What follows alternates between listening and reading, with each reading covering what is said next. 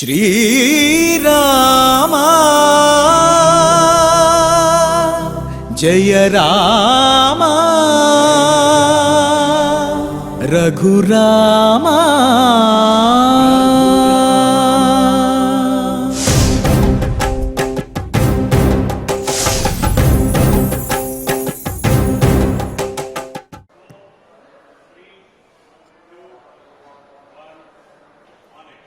ఓం నమో వెంకటేశాయ. సర్వదేవాహితాసక్త దశానన వినాశినే నమోస్తు దుఃఖధ్వంసాయ రామాయాపన్నివారిణి. దేవతలందరినీ కూడా పీడించే 10 ముఖములు కలిగినటువంటి ఆ రావణాసురుని తన పరాక్రమంతో సంహరించి లోక కళ్యాణం చేసినటువంటి వీరుడు రామచంద్రుడు భక్తులందరి యొక్క దుఃఖములను అదేవిధంగా ఆపదలను కూడా తొలగించేటటువంటి శరణాగత వత్సలుడు ఆ రామచంద్రుడు.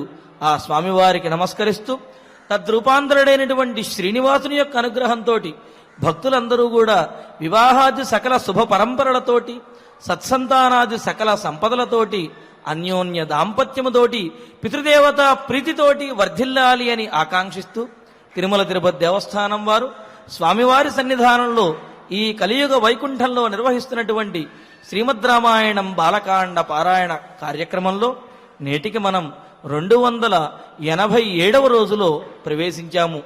శ్రీ గురు ధ్యానపూర్వకంగా సమష్టిగా సత్సంకల్పం చేసుకుందాము. ఓం నమో వెంకటేశాయ. శ్రీ గురు ధ్యానం. గురుర్బ్రహ్మ గురుర్విష్ణు గురుర్దేవో మహేశ్వరః గురుః సాక్షాత్ పరం బ్రహ్మ తస్మై శ్రీ గురవే నమః. శ్రీనివాస ధ్యానం శ్రీ వెంకటాచలాధీశం శ్రియాధ్యాసిత వక్షసం శ్రితచేతన మందారం శ్రీనివాసమహం భజే. అథ సంకల్పః శ్రీమదాదివరాహ క్షేత్రే విరాజమానస్య శ్రీ పద్మావతి జానేః అఖిలాండ కోటి బ్రహ్మాండ నాయకస్య శ్రీరామచంద్ర రూపాంతరస్య భగవతః శ్రీ వెంకటేశ్వర స్వామినః సన్నిధౌ హనుమత్ సీతా లక్ష్మణ భరత శత్రుఘ్న పరివార సమేత శ్రీరామచంద్ర పరబ్రహ్మణః పరిపూర్ణానుగ్రహేణ అస్మిన్ భువనే అతిశీఘ్రమేవ విశూచికాక్రిమేః వినాశనార్థం భారతవర్షస్య అభివృద్ధౌ నిమగ్నానాం విద్యా విత్త వాణిజ్య కృషి వైద్య వైజ్ఞానిక దేశరక్షణాది రంగేషు విద్యమానానాం ఆస్తిక మహాజనానాం సర్వేషాం సకుటుంబానాం ఆయురారోగ్యైశ్వర్య సద్బుద్ధి ఇత్యాది సర్వశుభ ఫల ప్రాప్త్యర్థం తేషాం సర్వతోముఖాభివృద్ధి ద్వారా శ్రీరామరాజ్యస్య పునర్వ్యవస్థాపనార్థం అనూఢానాం శీఘ్రమేవ వివాహసిద్ధ్యర్థం దంపతీనాం అనుకూల దాంపత్య సిద్ధ్యర్థం సంతానార్థినాం శీఘ్రమేవ సత్సంతాన ప్రాప్త్యర్థం తతః పితృదేవతా ప్రీత్యర్థం గో సంరక్షణార్థం చ సకల సంపత్కృతే శ్రీమద్వాల్మీకి రామాయణాంతర్గతే బాలకాండే యథాశక్తి శ్లోక వ్యాఖ్యాన పురస్సరం 41 సర్గ శ్లోక పారాయణం తథా శ్రీ షణ్ముఖ ప్రజ్ఞావర్ధన స్తోత్ర పారాయణం శ్రీ ధన్వంతరి మంత్ర పారాయణం చ అన్యోన్య సాహాయ్యేన ఆచార్య ముఖేన కరిష్యామహే. శ్రీ వాల్మీకి ప్రార్థనా. వాల్మీకేర్ముని సింహస్య కవితావనచారిణః శృణ్వన్ రామకథానాదం కో న యాతి పరాంగతిం. శ్రీ ఆంజనేయ ప్రార్థనా. యత్ర యత్ర రఘునాథ కీర్తనం తత్ర తత్ర కృతమస్తకాంజలిం బాష్పవారి పరిపూర్ణలోచనం మారుతిం నమత రాక్షసాంతకం. శ్రీరామాయణ ప్రార్థనా. వేద వేద్యే పరే పుంసి జాతే దశరథాత్మజే వేద ప్రాచేత సాదాసీత్ సాక్షాద్ రామాయణాత్మనా. శ్రీరామ ప్రార్థనా. ఆపదామపహర్తారం దాతారం సర్వసంపదాం లోకాభిరామం శ్రీరామం భూయో భూయో నమామ్యహం. శ్రీరామచంద్ర పరబ్రహ్మణే నమః. అథ శ్రీమద్ రామాయణే బాలకాండే 41 సర్గః. శ్రీ గురుభ్యో నమః. శ్రీ వెంకటేశ చరణౌ శరణం ప్రపద్యే. శ్రీరామాయ నమః. తైశ్చ సర్వైర్దిశాపాలైః వాక్యజ్ఞైః వాక్యకోవిదైః పూజితః సహయశ్చైవ గంతాసీత్యభిచోదితః.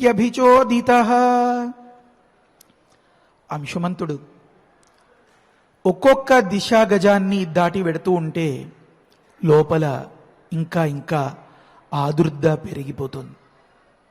ఆ సందర్భంలో ఎవరిని పలకరించినా ఒకటే మాట, నాయనా నువ్వు క్షేమంగా ఇంటికి చేరుకుంటావు, నీ యాగాశ్వం నీకు దొరుకుతుంది, తప్పకుండా మీ తాతగారి యజ్ఞం పూర్తవుతుంది. ఈ మాదిరిగా వినిపిస్తున్నాయి ఈ మాటలు. ఎందుకంటే ఆ ఎదురుపడినటువంటి ఆ దిగ్గజములున్నాయే మహామహిమ కల, మహా మూర్తులుగా ఉన్నటువంటి చాలా గొప్ప మహనీయమైనటువంటి ఔచిత్యంతో కూడినటువంటి పాత్రను వారికి చూపిస్తున్నారు వాల్మీకి మహర్షి. అవన్నీ కూడా వాక్యజ్ఞములు అట. ఎందుకు ఇలా మాట్లాడాల్సి వచ్చింది అంటే, ఈ దిగ్గజములు నాయనా నీకు తప్పకుండా యాగాశ్వం దొరుకుతుంది, నువ్వు క్షేమంగా పెడతావు అని చెప్పారు కదా వారు. ఎందుకు అలా చెప్పాల్సి వచ్చింది అంటే, అంశుమంతుడు కనిపించిన ప్రతి వారిని, అయ్యా మా బాబాయిల్ని ఎక్కడైనా చూసారా, ఒకానొక యాగాశ్వాన్ని వెతుక్కుంటూ వచ్చారు మా బాబాయిలు, మీకు ఎక్కడైనా కనపడ్డారా, అయ్యా మా బాబాయిల జాడేమైనా తెలుసా అని అలా చిన్న పిల్లవాడు పరిపరి విధాల ఆపుకోలేని ఏడుపు, ఒకవైపు మాట రాకుండా గద్గదం అయిపోయేలాంటి పరిస్థితుల్లో అమ్మా అమ్మా అమ్మా అన్నట్లుగా ఆ బడి నుంచి వచ్చినటువంటి పిల్లవాడు గడపలోకి వస్తూ ఉంటేనే అమ్మా అమ్మా అని పిలుస్తూ ఉండే సందర్భంలో, నాయనా మీ అమ్మ ఊరెళ్ళింది, లేకపోతే తాతగారికి ఏదో మరొకలాగా ఉంది, లేకపోతే మరొకటి ఏదో సందర్భం అని చెప్తారా, లేకపోతే వాడు వస్తూనే ఈ మాదిరిగా అడిగాడు అంటే వాణ్ణి కాస్త కుదుటపడేలాగా వ్యవహరిస్తారా చెప్తున్నారు. ఇక్కడ ఆ దిగ్గజములన్నీ వాక్యజ్ఞములు అన్నారు. వాక్యజ్ఞై అంటే ఏంటి కాస్త వివరించండి అన్నారు. వ్యాఖ్యాతలు చెప్తున్నారు, వక్తుమర్హం వాక్యం వాక్యం జానంతీతి వాక్యజ్ఞాహతై వాక్యజ్ఞై అంటారు. ఏ మాట చెప్పాలో, ఏ మాట చెప్పకూడదు, ఏ మాట ఎప్పుడు అందించాలో, ఏ మాటను ఎప్పుడు ఎలా అర్థం చేసుకోవాలో ఇవి బాగా ఎరిగినవి అట. అంటే అవతలి వ్యక్తి యొక్క అంతరంగాన్ని అతడి మాటల్లో అతడి ముఖంలో గమనించి దానికి తగ్గ బదులు చెప్పడంలో ఆరితేరినా అని ఒక తాత్పర్యం చెప్తున్నారు. ఎందుకు అలా చెప్పాల్సి వచ్చింది అంటే, ఈ పిల్లవాడు గమనించండి, మనం సగరుల దగ్గర నుంచి ఈ వరుస గమనిస్తూనే ఉన్నాం. ఏమని అంటే, నైనా తండ్రులను వెతుకు, యాగాశ్వాన్ని అపహరించినటువంటి వానిని కూడా వెతికి పట్టుకోనాయన అంటున్నారు.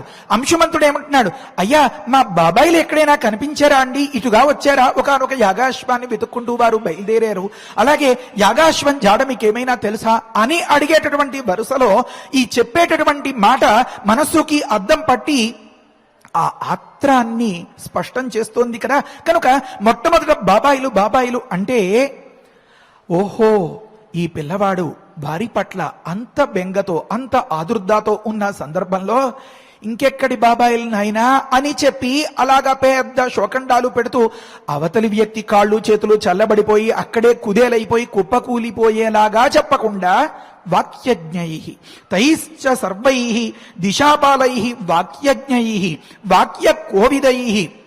ఎలా చెప్పాలో ఆ మాట బాగా ఎరిగిన వారట. వాక్యంలో అంటే మాట చెప్పడంలో కోవిదులు, వాక్యాన్ని తెలుసుకోవడంలో వీరు బాగా నిపుణులు, వాక్యజ్ఞులు. అంశుమంతుడు చెప్పిన దాన్ని సరిగ్గా అర్థం చేసుకోగలిగారు. అతడి మెంటల్ స్టేటస్ అంటారే, మానసిక స్థితి ఏ రకంగా ఉంది అని. కనుక ఏ వార్త ముందు అందించాలి అది బాగా తెలిసిన వారు అన్నమాట. కనుక వాక్యజ్ఞై వాక్య కోవిదై 2 మాటలు చెప్పాల్సి వచ్చింది.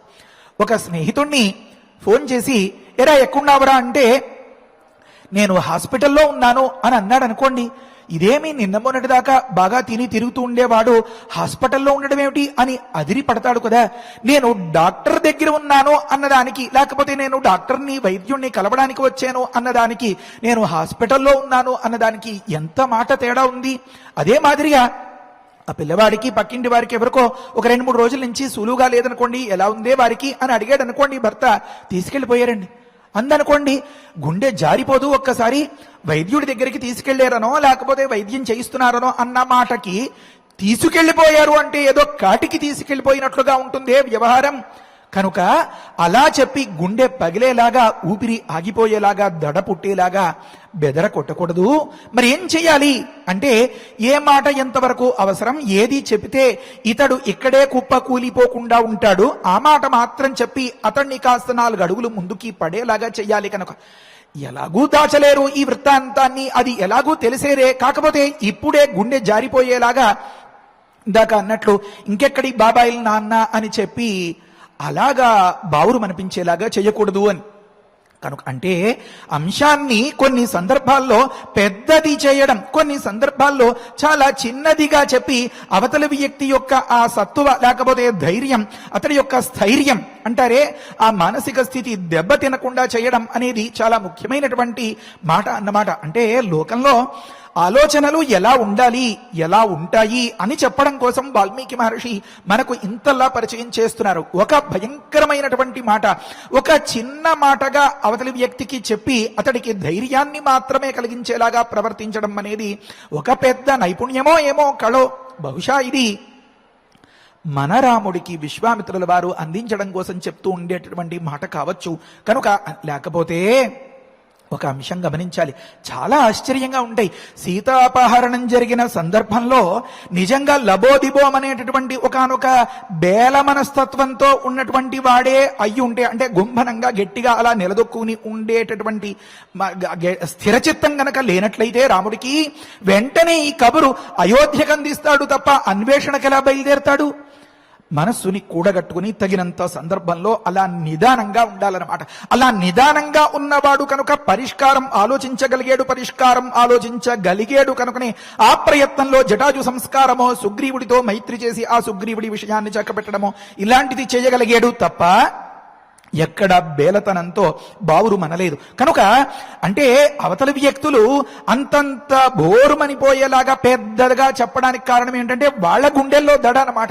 కనుక దానికోసం ఇంతని అంతగా పెద్దగా చేసి ఏ హారతి ఇచ్చేటప్పుడో ఏ కోడలో కాస్త ఆ అగ్గిపుల్ల వేసి అలా అందనుకోండి, ఆ పక్కన అప్పటికే నివేదన చేసినటువంటి ఆ కొబ్బరికాయ తాలూకు ఆ పీచో ఏదో కాస్త అంటుకుందనుకోండి, ఆ పొగలు ఎక్కడో వీధి గదిలో ఉన్నటువంటి అత్తగారికి కాస్త వాసనో లేకపోతే తెలిసిందో అని అనుకోండి, అమ్మో కొంపంటుకుపోతోంది అంటే ఇంట్లో అందరూ కంగారు పడిపోరు. కనుక కొన్ని సందర్భాల్లో భయంకరమైనటువంటి వార్తలని కూడా చాలా జాగ్రత్తగా అవతలి వ్యక్తికి తెలియపరిచి ప్రమాదం ఇంకా పెరగకుండా చూసుకోవాలి. వాల్మీకి మహర్షి చెప్తున్నారు మనకి, ఏం రామాయణం తైశ్చ సర్వైర్ దిశాపాలై. ఎందుకు అవి అంటే ఒక్కొక్క భాగాన్ని నేనే దీని సంరక్షణ చేయాల్సింది అని చెప్పి ఆ పరమాత్మ తాలూకు అంశతో అవన్నీ పరిపాలించుకుంటున్నాయి కనుక దక్కించుకోవాలి, రక్షించుకోవాలి అనేవారు గుండెలు పగిలేలాంటి కబుర్లు అంత భయంకరమైనటువంటి రీతిలో చెప్పరు. కనుక తైశ్చ సర్వైర్ దిశాపాలై వాక్యజ్ఞై వాక్య కోవిదై. కోవిద అన్నదానికి నిపుణులు అనర్థం అన్నమాట. చెప్పవలసిన దానిలో ఆచితూచి మాట్లాడేటటువంటి మనస్తత్వం కలిగినటువంటివి అవి. అంతే తప్ప ఏదో లూజ్ టంగ్ అంటారు కదా, ఆ మాదిరిగా నేను ఆపుకోలేను బాబు చెప్పేస్తే గాని అనేలాంటి రకం కానే కాదు, అలా ఉండకూడదు అని చెప్తున్నారు మహర్షి మనకి. తైశ్చ సర్వైర్ దిశాపాలై వాక్యజ్ఞై వాక్యకోవిదై, అక్కడ రాస్తారు పరవచన శ్రవణ మాత్రేణ ఆశయజ్ఞై అంటారు. అవతలి వారి మాట విన్నంత మాత్రం చేతనే అతడి ఆలోచనేమి, అతడి మనస్సు ఎలా ఉంది, దేని గురించి ఆందోళన పడుతున్నాడు, ఈ కబురు చెప్పచ్చా చెప్పకూడదా, ఇలాంటి విషయాలన్నీ ఆకళింపు చేసేసుకునేటటువంటి ఒకానొక వివేకవంతమైనటువంటి బుద్ధి ఉంటే వారిని వాక్యజ్ఞై వాక్యకోవిదై అనాలట. అందుకని చెప్తున్నారు వాక్యకోవిదై అంటే వచన నిపుణై, మాట్లాడడంలో బాగా కౌశలం కలిగినటువంటి వారు ఆ దిగ్గజముల చేత పూజిత, బాగా ఆదరింపబడ్డాడు అంశుమంతుడు. అది ఒకంత ఊరటో ఏమో మరి, కనుక ఆ సందర్భంలో మరి అదే అవసరం కదా. నా అన్నవాడు ఎవరూ లేక, నాన్న ఎవరో తెలియక, తెలిసినటువంటి తాతగారు ఎక్కడో ఉండిపోయి తను వెతుక్కుంటూ వచ్చినటువంటి ఆ బాబాయిలు కన్ను చూపు మేరలో ఎక్కడా కనిపించనటువంటి స్థితిలో మరి ఎవరు కనిపిస్తే వారిని చూసి ఒక్కసారి బోరుమనేటటువంటి పరిస్థితి పిల్లలకి ఉంటుంది కదా. అందున అంతగా ఆరితేరనటువంటి అంశుమంతుల వారి విషయంలో మరి ఇంకేం చెప్పాలి, ఒకే ఒక్కడు అలాగా వీరుల్లాగా తాతగారి మాట పట్టుకుని బయలుదేరాడు. కానీ గుండెల్లో గుబులు అది ఎవరు పోగొట్టగలుగుతారు? కనుక పూజిత అంటే ఆ సమయంలో అతన్ని కూర్చోబెట్టి షోడశోపచార పూజాం సమర్పజామి అనే కాదు, సందర్భోచితంగా మాటని మనం అర్థం చేసుకుంటేనే మనం వాక్యజ్ఞై వాక్యకోవిదై. కనుక వారందరూ ఈ పసివాడిని ఆదరించి చేరదీసి అతడికి కాస్త సాంత్వన కలిగేలాగా ఒక పని నశించిపోయింది నువ్వు వెతుకుతూ ఉండే దానిలో అని చెప్పకుండా, ఒకటి నీకు కలిసొస్తుంది, దొరుకుతుంది, పని జరుగుతుంది అని, అంటే పాజిటివ్ థింకింగ్ అంటారు కదా, అలాంటి అనుకూలమైనటువంటి దృక్పథం ఏర్పడేలాగా చెప్పారు వాళ్ళంతా. కనుక ఈ వృత్తాంతాన్ని అంతని చెప్పడం కోసం వాల్మీకి మహర్షి వాడినటువంటి అక్షరాలు 3 పూజిత. ఇదే ఆదరించి చేరదీసి సాంత్వన కలిగేలాగా, ఊరట కలిగేలాగా, ఊరట చెందేలాగా ఆ పిల్లవాడికి తగినటువంటి మాట చెప్పారు. ఏమని? హయశ్చైవ సహయశ్చైవ గంతాసి ఇది అభిచోదిత. ఆ రకంగా వారు దీవించి పంపించారు. ఏమని? హయము అన్నదానికి అశ్వము అనర్థం, సహయ అన్నదానికి ఆ యాగాశ్వంతో కూడుకొని గంతాసి నువ్వు వెళ్ళగలవు నాయనా అని చెప్పడం తాత్పర్యం అన్నమాట. క్షణం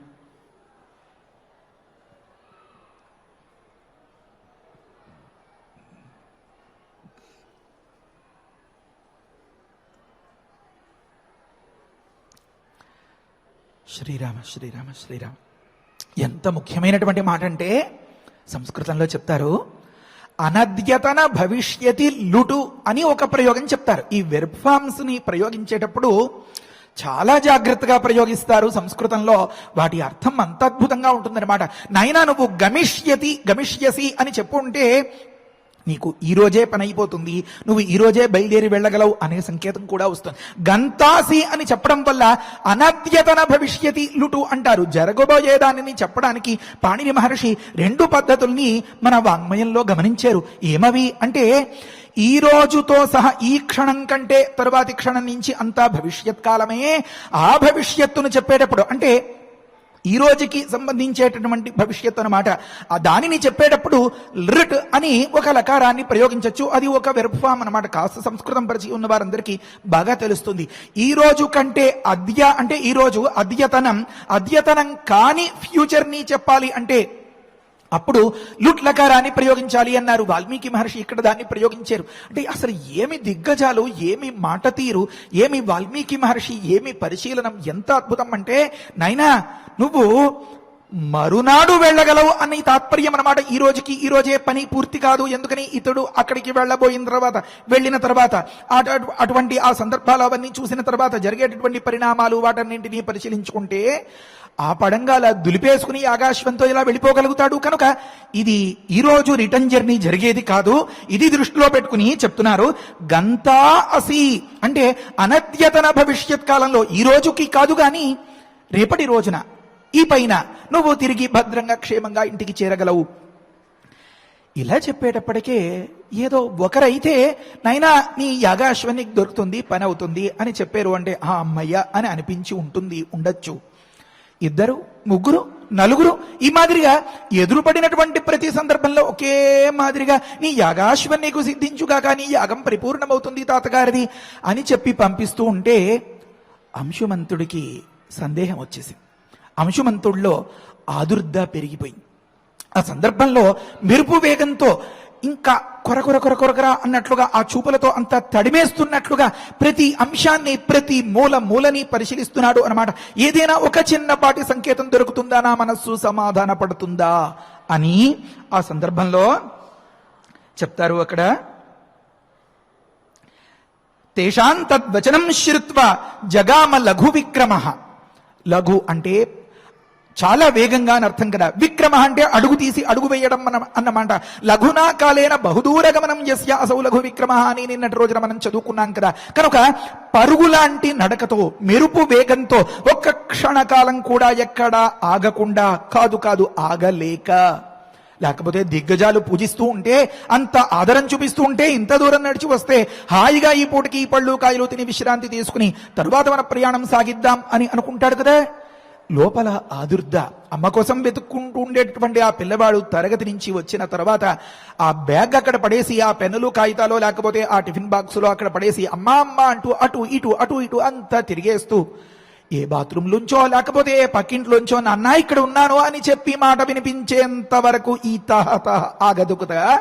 ఆ సందర్భంలో ఆ పిల్లవాడి మాదిరి అంశుమంతుడు లఘు విక్రమ దూకుతున్నాడా పరిగెడుతున్నాడా అన్నట్లుగా అలా వెతుక్కుంటూ ముందుగా వెళ్ళిపోతున్నట్ట. తేషాం తద్వచనం శ్రుత్వా.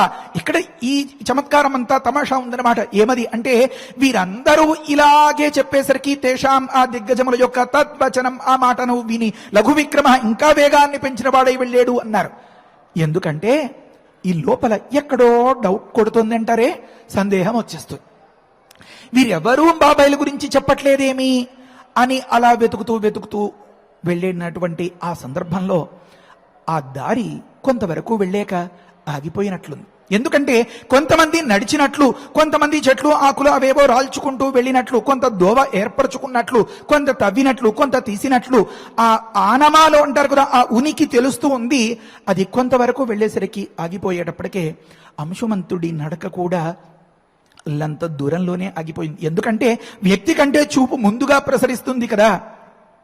ఆ సందర్భంలో భస్మరాశీకృత యత్ర పితరః తస్య సాగరాః అని అన్నారు. ఊహించనిదే జరిగింది. పిల్లవాడు కదా, అంత ఎలా ఎక్స్పెక్ట్ చేయగలుగుతాడు, ఎలా అంచనా వేయగలుగుతాడు, ఎలా ఊహించగలుగుతాడు? ఆ సందర్భంలో అక్కడ చెప్తారు శ్రీమద్ రామాయణ కల్పవృక్షంలో విశ్వనాథ వారు అంటారు, చాలా అంటే కంటికి కట్టినట్లుగా ఉండే అలాంటి సన్నివేశం అన్నమాట. దానికి అంతకీ కూడా బీజం తరువాతి శ్లోకంలో వాల్మీకి మహర్షి 4 మాటల్లో చెప్తారు. సదుఃఖవశమాపన్నస్తదా సంధిలో సదుఃఖవశమాపన్నస్తు అసమంజసుతస్తదా చుక్రోష పరమార్థస్తు వధాత్ తేషాం సుదుఃఖితః. అంటే ఏదో ఒకానొక అగ్ని ప్రమాదంలో దగ్ధమైపోయినటువంటి గడ్డి బొమ్మల్లాగా చేతిలో వృక్షాలు పట్టుకున్నవారు ఆ వృక్షంతో సహా, చేతిలో లేకపోతే కర్రలు పట్టుకున్నవారు వాటితో సహా, చేతిలో నాగళ్ళు పట్టుకున్నవారు వాటితో సహా అలా అలా అలా అలా ఒకానొక నిజంగా చెప్పాలంటే ఏదో ఒకానొక మూవీ కోసం ఏర్పరిచినటువంటి ఒకానొక పెద్ద దృశ్యంలాగా ఆ వాతావరణం అంతా అలా కనిపిస్తోంది. 60,000 మంది ఉన్నవారు ఉన్నట్లుగా అదే భంగిమలో అదే తీరులో అగ్ని ప్రమాదానికి గురైనటువంటి గడ్డి బొమ్మల్లాగా అలా చూసేటప్పటికే అంశుమంతుడు ఆపుకోలేకపోయాడు. అడుగు పడదు, మాట రాదు, ఎవరిని అడగాలో తెలియదు, ఏం చెయ్యాలో పాలుపోదు. గుండెల్లో దుఃఖం సముద్రంలాగా ఉప్పెనలాగా పొంగి వచ్చేస్తూ ఉంటే కళ్ళ వెంట ఆ కన్నీళ్లు అలా ధారగా కారిపోతూ ఉంటే సదుఃఖవశమాపన్నస్తు వసమంజసుతస్తదా చుక్రోష పరమార్థస్తు దధాత్ తేషాం సుదుఃఖితః అని అన్నారు. అంటే ఎంత విచిత్రంగా చెప్తారు అంటే ఆ కాస్త దగ్గరికి వెళ్ళేటప్పటికే ఈ అంశుమంతుడికి కొన్ని అపశకునాలు ఎదురయ్యాయట. చెప్తున్నారు దుఃఖవశమాపన్న అన్నప్పుడు కుశకున దర్శనాదిన అని రాశారు. అక్కడ కుశకునము అంటే అపశకునం అన్నమాట. కొన్ని అపశకునాలు తగులుతున్నాయి. ఏదో మనస్సులో దిగులుగా ఉంది, ధైర్యం చాలట్లేదు. ఈ దిగ్గజాలు చెప్పినటువంటి మాట యాగాశ్వం గురించి ఉంది తప్ప బాబాయిల గురించి లేదు అని ఒకదానికొకటి జత అయ్యేసరికి ఈ అంశుమంతుడిలో దుఃఖం చాలా స్థాయికి వెళ్ళిపోయింది. దుఃఖం అంటే బాధ. ఈ బాధ భరించలేని స్థితిలో ఒంట్లో నీరు కన్నీరుగా మారి కళ్ళల్లోంచి వస్తుందన్నమాట. అది కన్నీరు, అశ్రుపాతం అంటారు దాన్ని. కనుక దుఃఖవశమాపన్న, అపశకునాలు ఎదురైనటువంటి కారణంలో మనస్సులో ఆ బిగి స్థైర్యం సడలి తగ్గి బాధకి గురైపోయి అతడు అసమంజసుత, ఆ అసమంజస పుత్రుడైనటువంటి ఆ అంశుమంతుడు, ఇది ఒక మాట. అన్నప్పుడు అటువంటి అనర్థం అన్నమాట. అటువంటి అంటే ఎటువంటి అంటే మనం వెనక సగర చక్రవర్తి దగ్గర బయలుదేరిన దగ్గర నుంచి ఆ కథంతా అనుకోవాలి. ఒకే ఒక్క మూలాధారంగా, ఒకే ఒక్క ఆశాదీపంగా, ఒకే ఒక చిన్నపాటి నన్ను నిలబెట్టేటటువంటి నప్తవురా నువ్వు నా పతతి అనేనా అని చెప్పినటువంటి ఆ తాతగారి మాటలు, ఒకానొక సందర్భంలో తండ్రి గారి వ్యవహారం బహిష్కరణం, ఒకానొక సందర్భంలో 60,000 మంది వెళ్ళిపోవడం, ఒకానొక సందర్భంలో విల్లంబులు ఖడ్గం పట్టుకుని ఏ భూబిలంలో ఏ మూల ఏ దుష్టశక్తి దాగి ఉందో దానికోసం అలా పరుగున సాగించినటువంటి ఆ పయనంలో కత్తి అవసరం రాలేదు, ధనుస్సు అవసరం రాలేదు, బాణం అవసరం అంతకంటే రాలేదు. కానీ ఇప్పుడు ఏర్పడినటువంటి అవసరం, ఎవడా నన్ను ఆదుకునేది, నా బాబాయిలకి ఏం గతి కల్పించగలుగుతాను నేను అని చెప్పి ఆ పసిబాడు లబోదిబోమని కన్నీరు మున్నీరుగా నేల మీద పడి దొల్లి ఏడ్చి ఆ తరువాతి శ్లోకంలో తరువాతి కథ దుఃఖవశాన్ని పొందినటువంటి ఆ అంశుమంతుడు. కనుక అన్నదానికి అంతటి తాత్పర్యం అన్నమాట. అక్కడి నుంచి బయలుదేరి ఇక్కడికి వచ్చినంత వరకు ఆ దృశ్యాలన్నీ అలా ఫ్రేముల్లాగా కళ్ళల్లో కనిపిస్తే, అలాంటి అంశుమంతుడు ఎలాగా, ఇంకొక మాట కూడా, నైనా నువ్వు ధైర్యంలో పూర్వులతో సమానమైన వాడవు, నువ్వు గొప్ప విలుకాడువు, నువ్వు కృతవిద్యుడవు, నువ్వు ఇంతటి శూరుడవు, నువ్వు అంతటి వాడివి అని చెప్పి పంపించినటువంటి ఆ అంశుమంతుడు కూడా ఆ బాధకి తట్టుకోలేక ఎంత మాట చెప్తారు చూడండి. అసమంజసుత తదా, ఆ సమయంలో పట్టరాని దుఃఖం ముంచుకొచ్చేస్తుంటే, దుఃఖవశమాపన్నస్తు తేషాం వధాతు, ఆ బాబాయి అనుకున్న వారంతా కూడా అలా అచేతనంగా ఉండేటటువంటి ఆ సందర్భానికి సుదుఃఖిత, మిక్కిలి ఏడ్చి పరమార్థ చుక్రోష, ఒక మాటలో చెప్పడానికి చాలా లేదు. దుఃఖవశమాపన్న ఒక మాట, పరమార్థ ఒక మాట. ఆర్తి అన్నా దుఃఖమే, సుదుఃఖిత దుఃఖం అనే మాట అందులోనే ఉంది. చుక్రోష ఆక్రోశించడం అంటే బాధపడడం, అందులో ఆ మాట ఉంది. 32 అక్షరాల్లో వాల్మీకి మహర్షి లేక కలిగినటువంటి ఆ అంశుమంతుడికి 60,000 మంది ఆ బాబాయిల తాలూకు ఆ మరణాన్ని చూసినటువంటి, ఆ దృశ్యాన్ని చూసినటువంటి సందర్భంలో కలిగినటువంటి బాధను చెప్పడానికి 4 పదాలు చాలతాయా? చాలవు. కనుక ఆ సందర్భంలో కన్నీరు మున్నీరుగా ఏడుస్తూ పడుతూ లేస్తూ అలాగా మూర్ఛిల్లినటువంటి సందర్భంలో ఎట్టకేలకు కొంతసేపటికి తెప్పరేలినటువంటి ఆ అంశుమంతుడికి ఆకాశంలో ఏదో ఒకానొక పెద్ద ఆకారంలాగా కనిపించింది. సూర్యుడికి మేఘం అడ్డొచ్చినట్లుగా. ఇంకా దానికోసమే అలా పరిశీలించి చూస్తే ఆ ఆకారం ఇంకాస్త దగ్గర అయ్యే కొద్దీ ఏదో మనకి చాలా దగ్గరగా టేకాఫ్ తీసుకుంటున్నటువంటి ఆ విమానంలాగా కనిపించింది. మరి కాస్త దగ్గర అయ్యేసరికి దాని స్వరూపం పూర్తిగా తెలిసింది. ఒక్కసారిగా ప్రాణం లేచొచ్చినట్లుగా అనిపించి తాతా అని గట్టిగా అరిచి మాట్లాడతాడు. ఆ మాటని మనం చెప్పుకుందాం.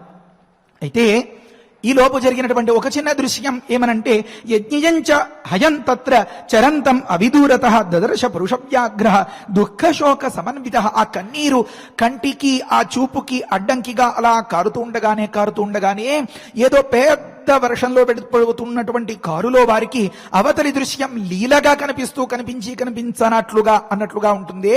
ఆ మాదిరిగా కను రెప్పలు అలా వాలుస్తూ తీస్తూ ఉండేటటువంటి సందర్భంలో ఆ కన్నీటి ధారలలో కాస్త అస్పష్టంగా అయినా ఒకానొక దాన్ని గుర్తించాడు అంశుమంతుడు. ఏమి అంటే అది యాగాశ్వం. కనుక దుఃఖ శోక సమన్విత, భరించలేనటువంటి గుండెల నిండా బాధ, ఆ బాధని చూపిస్తున్నాయా అన్నట్లుగా ఎక్కడ తెగగా కారేటటువంటి ఆ కన్నీరు శోకం, దీనితో కూడినటువంటి దుఃఖ శోక సమన్వితుడైనటువంటి ఆ పురుష వ్యాఘ్రుడు నిజంగా చెప్పాలంటే రాచబిడ్డ కదా, చూడడానికేమో అంత ఎత్తరిగా అంతలా ఉండొచ్చు, అంత ధైర్యంగా కనిపించవచ్చు, అంత సాహసోపేతమైనటువంటి పనులు చేయొచ్చు. కానీ ఇక్కడ బాధ కలిగిన తర్వాత ఎంతటి వ్యక్తికైనా సరే ఆ స్థైర్యం ధైర్యం అవి ఎక్కడ నిలుస్తాయి? కనుక చెప్తున్నారు వాల్మీకి మహర్షి, ఎంతటి వారికైనా సరే స్పందన ఈ మాదిరిగా ఉంటుంది అని. పురుష వ్యాఘ్రుడైనటువంటి ఆ అంశుమంతుడు తత్ర అవిదూరత, అల్లంత దూరంలోనే చరంతం ఆ గ్రాసాన్ని తింటున్నటువంటి, అక్కడ సంచరిస్తున్నటువంటి యజ్ఞీయం హయంచ దదర్శ, ఆ యాగాశ్వాన్ని కూడా చూచాడు. ఆ సందర్భంలో బాధ గుండెల్ని పిండేస్తుంటే దానికి ప్రతిఫలమా అన్నట్లుగా కళ్ళ వెంట నీళ్లు అలా ధారలుగా వచ్చేస్తూ ఉంటే ఒక్క క్షణకాలం కర్తవ్యాన్ని ఆలోచించాడు. అంటే ఎంత మమత, వీళ్ళు నా అనే భావమో ఆ పసివాడికి గమనించండి. ఆ సమయంలో మరి ఇంకేం చేయగలుగుతాడు? వారిని ఇంకా వెనక్కి ఎలా తెచ్చుకోగలుగుతాడు? వెనక్కి తెచ్చుకోలేనటువంటి, తిరిగి రాని దూరాలకి వెళ్ళిపోయిన సందర్భంలో మరీ వారికి అనుకూలించేలాంటి, వారికి కావాల్సినటువంటి ఏదైనా కొంత సంస్కారం చర్య చెయ్యాలి అని అనుకున్నాడు. ఏం సంస్కారం చేస్తాడు? మామూలుగా అయితే ప్రాణం వెళ్ళిపోయిన తర్వాత శరీరానికి చేసేటటువంటి సంస్కారం దహన సంస్కారం అంటారు. వీరు దగ్ధమైపోయారే, దగ్ధమైపోయిన వారికి చేసే సంస్కారం ఏమి? అంశుమంతుడు ఎలా ఆలోచించాడో గమనించండి. సతేషాం రాజపుత్రాణం కర్తుకామః జలక్రియాం సలిలార్థీ మహాతేజా నచ అపశ్య జలాశయం. అంత తిప్పి అలా పరికించి సూక్ష్మంగా చూస్తున్నట్ట. ఏ ఒక్క దగ్గరైనా కొద్దిగానైనా చిన్నగానైనా కనిపిస్తుందా? ఏమది అంటే ఒక చిన్నపాటి నీటి మడుగైనా జలాశయమైనా. ఎందుకని అంటే ఆ పినతండ్రులకు తర్పణాలు చేయాలి అని. కనుక మహాతేజాహ, తీక్ష్ణమైనటువంటి తేజస్సు కల, తీక్ష్ణమైనటువంటి ప్రభావం కల, గొప్ప సునిశ్చితమైనటువంటి బుద్ధి ప్రజ్ఞ కలిగినటువంటి ఆ అంశుమంతుడు తేషాం రాజపుత్రాణం ఆ 60,000 మంది ఆ పినతండ్రులకు జలక్రియాంకర్తుకామః, జలక్రియ అన్నదానికి తర్పణం అన్నమాట.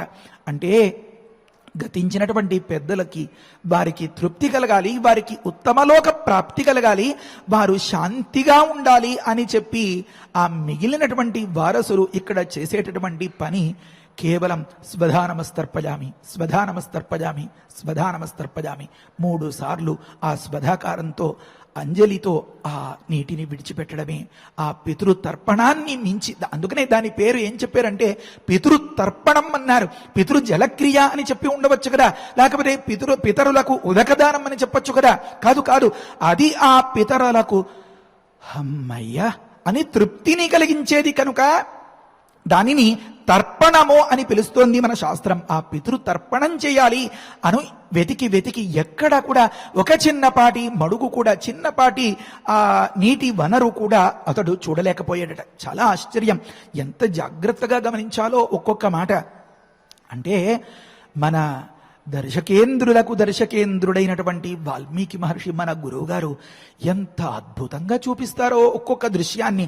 మనం ఇప్పుడు ఈ క్షణంలో ఎలా ఉన్నామో అంటే ఆ సువిశాలమైనటువంటి ఒకానొక ప్రాంతంలో 60,000 మంది ఈ రకంగా ఒకానొక బొమ్మలాగా ఉండిపోయినటువంటి సందర్భంలో అంశుమంతుడు అంతటా అలా పరికించి సునిశ్చితంగా అన్ని దిక్కులా అన్ని వైపులా చూస్తున్నాడు అని అన్నామే.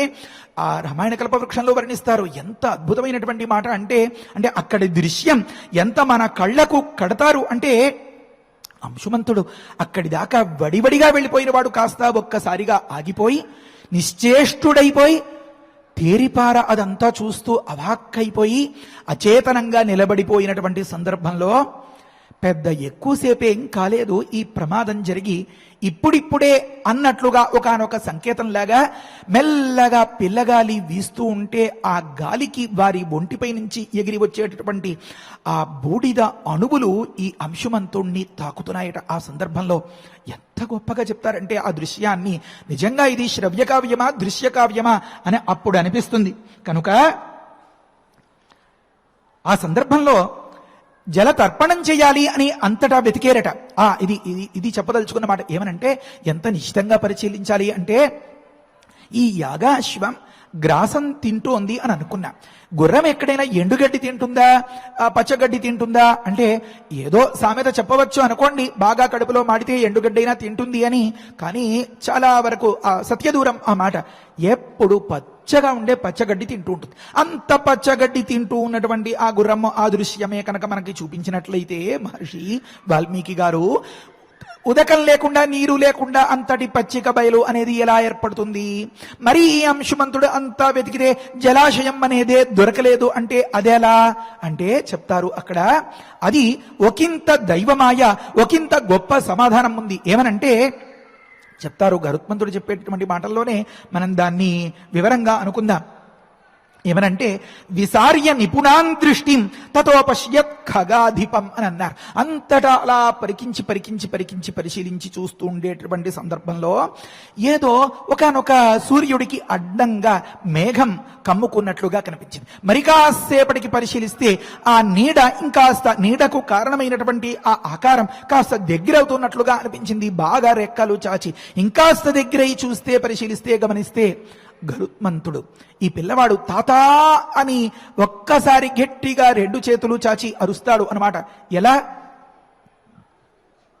గరుత్మంతుడు అంశుమంతుడికి తాత ఎలా అవుతారు చెప్పుకోవాలి, మనం చెప్పుకుందాం.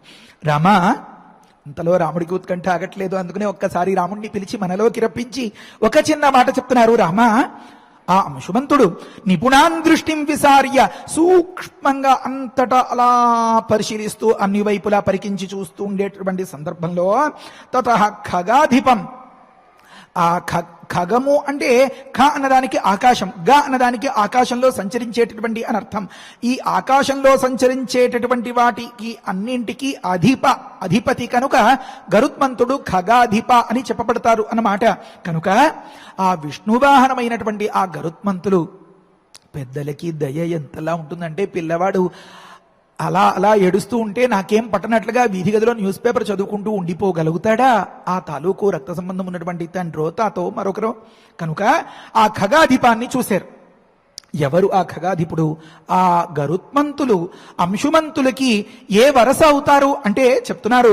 తాత అని ఎలా పిలిచారు అంటే పితృణాం మాతులం అనిలోపమం సుపర్ణం అపశ్యతో అన్నారు. వాయువేగంతో అలా జుయ్యమని ఎగిరిపోతూ ఎగిరిపోతూ ఈ పిల్లవాడి దగ్గరికి వచ్చేటప్పటికి అలా నెమ్మదిగా వేగాన్ని తగ్గించి అతడికి కాస్త పిలిస్తే పలికేంత అందుబాటులోకి వచ్చిన సందర్భంలో ఆ గరుత్మంతుడు అంశుమంతుల వారికి కనిపించారు. ఆ అంశుమంతుల వారికి గరుత్మంతులు తాత అవుతారు. ఎలాగూ అంటే తమ పినతండ్రులు 60,000 మంది ఎవరైతే ఉన్నారో వారికి తల్లిగారైనటువంటి సుదతి ఎవరైతే ఉన్నారో ఆమె గరుత్మంతులకు సోదరి అని మనం గతంలో చదువుకున్నాం.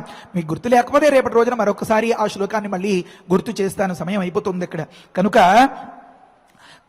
మా పితృణాం మాతులం అన్నారు. పినతండ్రులకు, మాతుల అంటే మేనమామ, తండ్రి సోదరుడు, తల్లి సోదరుడు అయినటువంటి పినతండ్రులైన 60,000 మంది సుదతి పుత్రులు కదా. ఈ 60,000 మందికి తల్లి సోదరుడు అయినటువంటి వాడు ఈ పినతండ్రులకు మాతుల అంటే మేనమామ అవుతాడు కదా. పినతండ్రులకు మేనమామ అంటే తనకి తాతేగా. కనుక తాత అని పిలిచాడనమాట. పితృణాం మాతులం. ఎలాగా వెళ్ళిపోతున్నాడు ఆయన అంటే ఆ వచ్చినటువంటి వేగాన్ని పరిశీలిస్తే అనిలోపమం, వాయువేగంతో సాగిస్తూ ఉండేటువంటి పయనం అది కాస్త దగ్గరగా వచ్చేటప్పటికీ సుపర్ణం అన్నారు. బాగా విప్పార్చిన రెక్కలతో టేకాఫ్ దగ్గర ఉండేటువంటి విమానాన్నే మనం తలుచుకోవచ్చు. ఆ రకంగా దగ్గరగా కనిపించినటువంటి ఆ గరుత్మంతుడు ఆ సుపర్ణ మూర్తిని చూచి అంటున్నాడు. సచైవం అబ్రవీత్ వాక్యం వైనతేజ మహాబల మాశుచ పురుషవ్యాఘ్ర వధోయం లోకసమ్మత. ఆ గరుత్మంతులే వీరితో అంటున్నారు, అంశుమంతుడు ఏమీ అనట్లేదు, అంతేకాదు ఏమీ అనలేదు, అనలేకపోతున్నాడు. ఎందుకని అంటే నోట మాట రావట్లేదు. ఎందుకు అంటే అప్పటిదాకా ఒక్కడే ఈ బాధను అంతని భరించాడు. కొంతసేపటికి దిగమింగుకున్నాడో ఏమో. ఇప్పుడు అయినవాడు ఒకడు కనిపించేటప్పటికీ మళ్ళీ ఒక్కసారి మొత్తం అంతా గుర్తొచ్చి భోరున ఆ తాతగారిని పట్టి ఏడ్చినటువంటి సందర్భంలో నాయనా అని చెప్పి వారు చెప్తారు. మరి ఆ మాటను మరుసటి రోజున, రేపటి రోజున చెప్పుకుందాం. మనం ప్రపంచంలో మన భారతీయులకు ఉండేటటువంటి పెద్ద సౌభాగ్యం ఏమి అంటే మన పెద్దలు, మన మహర్షులు మనకి గొప్ప గొప్ప ఆర్ష వాంగ్మయాన్ని అందించారు. పెద్ద పెద్ద గొప్ప గొప్ప గ్రంథాల్ని అందించారు. ఆ గ్రంథాల్లో బోలెడు విజ్ఞానం. ఆ విజ్ఞానంలో ఇవాళ రేపు ఎలా బతకాలి, మంచిగా సుఖంగా రాజాలాగా చక్రవర్తిలా ఎలా ఉండవచ్చు అలాంటి విషయాల్ని నేర్పించేవి కొన్ని అంశాలు. ఈ తరువాతి కూడా అంటే ఈ రోజుకి తిన్నంత తినేసి రేపటి రోజుకి దాచుకున్నట్లుగా ఆ అపేక్ష కలిగినటువంటి వాడు తరువాతి ప్రయాణానికి కావాల్సినటువంటిది కూడా సంపాదించి పెట్టేలాంటి గ్రంథాలు కొన్ని, వాటిని పుణ్యం సంపాదించేవి, పుణ్యప్రదములైనటువంటి ఉపాయాల్ని చెప్పేవి అంటారు. వాటిలో భాగంగానే మనం ఆ రకరకాల స్తోత్రాలు అవన్నీ చదువుకుంటూ ఉంటాం. మరికొన్ని మాత్రం ఇహనే ఇప్పుడే మనం ఎప్పుడో చేసుకున్నటువంటి పుణ్యం సుఖంగా మారి మనకి అనుభూతిలోకి అందుబాటులోకి వచ్చే లోపు మనం చేసినటువంటి పాపాలు ప్రతిబంధకంగా ఉండిపోతే ఆ అడ్డుతెరని తొలగించడం కోసం కొన్ని ఉపదేశాలు చేస్తారు అన్నమాట. అంటే దాన్ని పాపక్షయం అంటారు. ఎలా జరుగుతుంది ఈ పాపక్షయం అంటే, మనకి నిజంగానే ఏదైనా కష్టం పొందాలి అని రాసిపెట్టి ఉంటే ఆ కష్టాన్ని పొందినటువంటి వారి చరిత్రలను పరిశీలించినటువంటి సందర్భంలో నల చరిత్ర చదివితే శనిదోషం పోతుంది, ఇంకొక చరిత్ర చదివితే సంతానలేమి అనేటటువంటి దోషం పోతుంది, ఇంకొక చరిత్ర చదివితే మార్కండేయ చరిత్ర చదివితే పుట్టినటువంటి పిల్లలు గతించిపోవడం అనే దోషం పోతుంది అని అలా చెప్తూ ఉంటారు కదా. అంటే ఆ యోగం మనకి రాసిపెట్టి ఉంటే మనం మానసికంగా దాన్ని అంతని ఆ చరిత్ర చదివేటటువంటి వంకతో అనుభవించేస్తాం కనుక జాతకంలో రాసిపెట్టిన యోగంలో వీడు ఈ రకమైనటువంటి మమకారం వల్ల ఉద్వేగం వల్ల ఇలాంటి దుఃఖాన్ని పొందాలి అని రాసిపెట్టినటువంటి ఆ సిద్ధాంతి గారు రాసిన ఆ యోగం క్షణకాలంలో ఏకాగ్రతగా మనం ఇప్పుడు కూర్చుని ఈ రామకథ వినడం ఇలాంటి సందర్భాల్లో ఆ నల చరిత్రో మార్కండేయ చరిత్రో మన రామచరిత్రో సగరపుత్రుల చరిత్రో ఇలాంటివి వినడం ద్వారా రామచరిత్ర విన్న సందర్భంలో ఆ సీతా వియోగం విన్న సందర్భంలో భార్యకి వియోగం రాకుండా ఉండడం అని, అలాగే అదే మాదిరి ప్రస్తుతం ప్రకృతంలో ఈ సగరపుత్రుల వీరి యొక్క ఈ విధమైనటువంటి వృత్తాంతాన్ని విన్న సందర్భంలో ఆ విధంగా లోకంలో ఏ తల్లిదండ్రులకు పుత్ర వియోగం కలగకుండా ఉండడం అనేది గొప్ప అద్భుతమైనటువంటి ఫలితం అన్నమాట. కనుక జాతకరీత్యా మనం పొందాల్సిన ఫలితాన్ని భక్తి శ్రద్ధలుగా పద్మాసనం వేసుకుని ఒక దగ్గర కూర్చుని ఆసక్తిగా విన్న కారణంగా మన మనస్సులో దాని వల్ల స్పందన కలుగుతుంది కనుక అది మనం అనుభవించేసినట్లే అయిపోయి ఉన్నవారంతా పదిలంగా ఉండడం పెద్ద పరమ ప్రయోజనం అన్నమాట ఇటువంటి సంఘటనలకు అంతకీ కూడా. కనుక ఆ సగరపుత్రులకు ఉత్తమ గతులు కలగడం, ఆ సగరపుత్రులకు సంబంధించినటువంటి గొప్ప గొప్ప విశేషాన్ని వాటన్నింటినీ గురించి కూడా మనం రాబోయే ప్రవచనాల్లో సవివరంగా తెలుపుకోగలుగుతాం. అసలు భాగీరథి ఆ గంగ అక్కడి నుంచి దిగి రావడం మహాద్భుతమైనటువంటి అంశాలన్నీ అన్నమాట. రామచంద్రమూర్తికి ఏ ప్రయోజనాన్ని కలిగించాలి, వివాహం అయ్యే ముందు అతడిలో ఏ పరిపూర్ణంగా పాప ప్రక్షాళనం చేసేయాలి, లేకపోతే ఏ పరిపూర్ణమైనటువంటి శుభ పరిణామం అతడికి రప్పించాలి అని విశ్వామిత్రులు బ్రహ్మర్షులు సంకల్పించారో, ఏమి సంకల్పించి ఈ గంగావతరణం అనే నెపంతో దీన్ని అంతని చెప్తున్నారో మీకు ఇప్పటికే సందేహం వచ్చేయచ్చు. ఆ రామచంద్రమూర్తికి కూడా పాపాలు ఉంటాయా? పాపాలు ఉండకపోవచ్చు, కాకపోతే కొంత కష్టం అనుభవించాలనేటటువంటి జాతక లగ్న కుండలి స్థితి ఉండవచ్చు. ఆ జాతక లగ్నం రాసినప్పుడు అలా చెప్తారు. కనుక దాన్ని అంటే పంచభౌతికమైనటువంటి దేహాన్ని పొంది ఈ భూమి మీద అడుగు పెట్టినటువంటి సందర్భంలో ప్రతి ఒక్కరికి దీనికి లోబడి ప్రవర్తించే పరిస్థితి వస్తుంది. కనుక ఇందులో హెచ్చు తగ్గులు రెండూ ఉంటాయి. కనుక తగ్గు అనేది చిట్ట చివరికి నెగ్గేలా ఉంటే సంతోషకరమే. ఎలాగా సీతావియోగం తిరిగి సీతను పొందడం, అదే కనుక ఒకానొక దుర్దశను దాపరింపచేసేలాగా ఉంటే అది కష్టం. కనుక ఆ దుర్దశను సైతం అనుకూలంగా మరల్చే ప్రయత్నమే ఇది. కనుక ఈ పంచభౌతికమైనటువంటి దేహంతో ఉన్న మనందరికీ కూడా ఆ సమస్త దోషాలు పోయేలాంటి కథ అంతా రాబోయే ప్రవచనాల్లో వస్తుంది మనకి. మరి ఈనాడు సప్తమి ఆదివారం భాను సప్తమి, అందున పుష్యమి నక్షత్రం పుష్యార్కయోగం, అందున చాలా సంతోషకరమైనటువంటి విషయం 28 నామాలతో అఖండమైనటువంటి ప్రజ్ఞాశక్తిని కల్పించేటటువంటి మహనీయమైన మంత్ర గర్భితములైనటువంటి ఆ 28 నామాలని మనం గత 27 రోజులుగా చదువుకుంటున్నాం కదా. ఈ రోజు 28వ రోజు అని అనుకుంటాను. ఈ రోజుతో దాన్ని ముగించి రేపటి రోజు నుంచి షష్ఠీదేవి స్తోత్రాన్ని చదువుకునేలాగా శ్రీవారు మనల్ని అనుగ్రహిస్తున్నారు. హరయే నమః. స్వస్తి. పారాయణ చేసుకుందాము.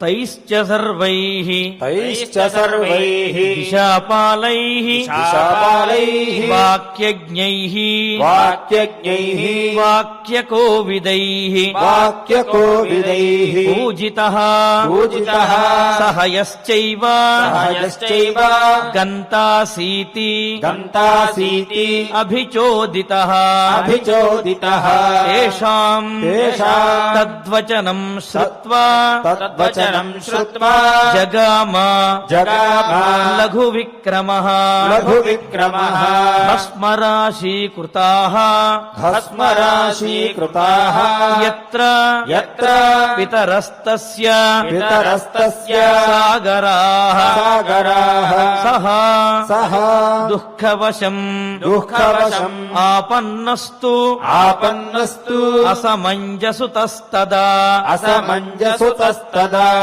క్రోశ శుక్రోశ పరమార్థస్తు పరమార్థస్తు వధాత్తేషాం వధాత్తేషాం సుదుఃఖితః సుదుఃఖితః యజ్ఞియం చ యజ్ఞియం చ అయం తత్ర అయం తత్ర చరంతం చరంతం అవిదూరతః అవిదూరతః దదర్శ దదర్శ పురుషవ్యాఘ్రః పురుషవ్యాఘ్రః దుఃఖశోక దుఃఖశోక సమన్వితః సమన్వితః దుఃఖశోక సమన్వితః దుఃఖశోక సమన్వితః సతేషాం సతేషాం రాజపుత్రాణాం రాజపుత్రాణాం కర్తుకామః కర్తుకామః జలక్రియాం జలక్రియా సలిలార్థీ సలిలార్థీ మహాతేజాః మహాతేజాః న చాపశ్యత్ న చాపశ్యత్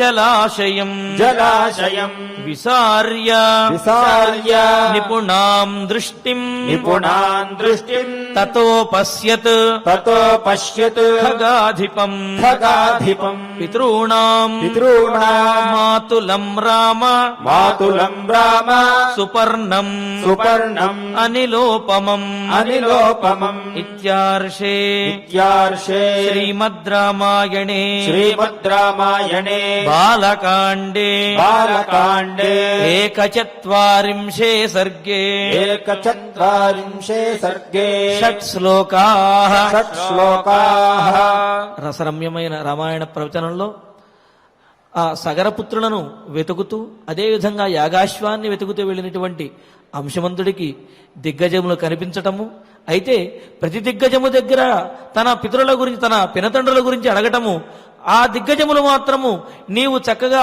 యాగాశ్వంతోటి విజయంగా నీవు మరలా తిరిగి వస్తావు నాయనా అని చెప్పటము, ఆ పినతండ్రుల గురించి మాత్రము చెప్పకపోవటము, ఇదంతా గమనించినటువంటి అంశమంతుడికి కొంత విషయము ఆందోళనకరంగా అనిపించింది. అలా చివరి వరకు ఆ ఈశాన్య భాగం వరకు రసాతలంలో వెళ్ళేటప్పటికీ అక్కడ భస్మరాశీకృతులైనటువంటి భస్మరాశులుగా ఉన్నటువంటి వారిని వీక్షించి పరిపరి విధాలుగా ఆయన శోకించాడు, దుఃఖపడ్డాడు. ఆ తరువాత అక్కడ యాగాశ్వాన్ని కూడా చూచాడు. అయితే మరి తన పినతండ్రులకు సలిలెక్కిన తర్పణములు ఇవ్వాలి అని చెప్పి వెతుకుతూ ఉన్నాడు, ఎక్కడైనా జలము లభిస్తుందేమో అని. ఇంతలో అక్కడికి గరుత్మంతుడు వచ్చాడు. గరుత్మంతుడు వచ్చి మరి ఈ అంశమంతుడికి ఏమి బోధించాడు, ఏ కర్తవ్యనిష్టను ఉపదేశించాడు అనేటువంటి విషయాన్ని రేపటి ప్రవచనంలో మనం తెలుసుకుందాము. అదేవిధంగా గరుత్మంతుడు సగరపుత్రులకి ఏ విధంగా మేనమామ అవుతాడు అనే విషయాన్ని కూడా రేపటి ప్రవచనంలో మనం తెలుసుకుందాము. ఇక ఇప్పుడు ఫలశ్రుతి నుండి మంగళాంతం వరకు అందరము కలిసి పారాయణ చేద్దాము. ఫలశ్రుతి కుటుంబ వృద్ధిం ధనధాన్య వృద్ధిం శ్రియశ్చ ముఖ్యా సుఖముత్తమం చ శ్రుత్వా శుభం కార్యమిదం మహార్థం ప్రాప్నోతి సర్వాం భువిచార్థ సిద్ధిం. శ్రీరామచంద్ర పరబ్రహ్మణే నమః. అథ శ్రీ షణ్ముఖ ప్రజ్ఞావర్ధన స్తోత్రం. యోగీశ్వరః మహాసేనః కార్తికేయః అగ్నినందనః సనత్కుమారః సేనానీః స్వామిః శంకర సంభవః గాంగేయః తామ్రచూడశ్చ బ్రహ్మచారీ శిఖిధ్వజః తారకారిః ఉమాపుత్రః క్రౌంచారాతిః షడాననః శబ్ద బ్రహ్మ సమూహశ్చ సిద్ధః సారస్వతః గుహః సనత్కుమారో భగవాన్ భోగమోక్షప్రదః ప్రభుః శరజన్మ గణాధీశ పూర్వజః ముక్తిమార్గకృత్ సర్వారాతి ప్రమాధీ చ వాంఛితార్థప్రదాయకః ఫలశ్రుతిః 28 నామాని త్రికాలం తుహ్యః పఠేత్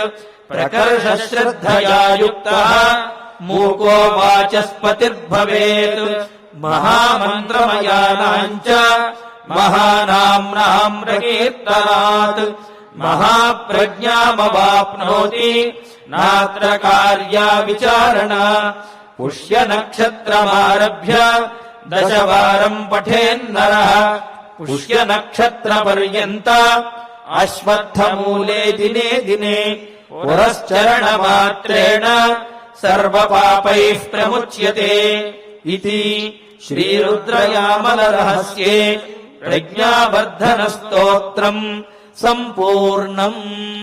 మనం ఈ ప్రజ్ఞావర్ధన స్తోత్రాన్ని పుష్య నక్షత్రం వరకు కూడా చక్కగా పఠించుకోవాలి అనుకున్నాము. ఆ సంకల్పాన్ని ఈ రోజుతోటి పరిపూర్ణం చేసుకున్నాము. ఇక రేపటి నుండి మన పిల్లలకు సర్వరక్షగా ఉండమని ప్రార్థిస్తూ పిల్లలందరికీ కూడా బాలగ్రహ దోషములను నివారించేది, పిల్లలకు సర్వకాల సర్వావస్థలయందు కూడా రక్షణగా ఉండేటువంటి షష్ఠీదేవి స్తోత్రాన్ని పఠిద్దాము. ఇక ఇప్పుడు ధన్వంతరి ధ్యానం నుండి మంగళాంతం వరకు మనం పఠిద్దాం. అథ ధన్వంతరి ధ్యానం అచ్యుతానంద గోవింద విష్ణో నారాయణామృత రోగాన్ మే నాశయా శేషాన్ ఆశు ధన్వంతరే హరే ఆరోగ్యం దీర్ఘమాయుష్యం బలం తేజో ధియం శ్రియం స్వభక్తేభ్యోనుగృహంతం వందే ధన్వంతరిం హరిం ధన్వంతరేరిమం శ్లోకం భక్త్యా నిత్యం పఠంతి యే అనారోగ్యం న తేషాం స్యాత్ సుఖం జీవన్తి తే చిరం.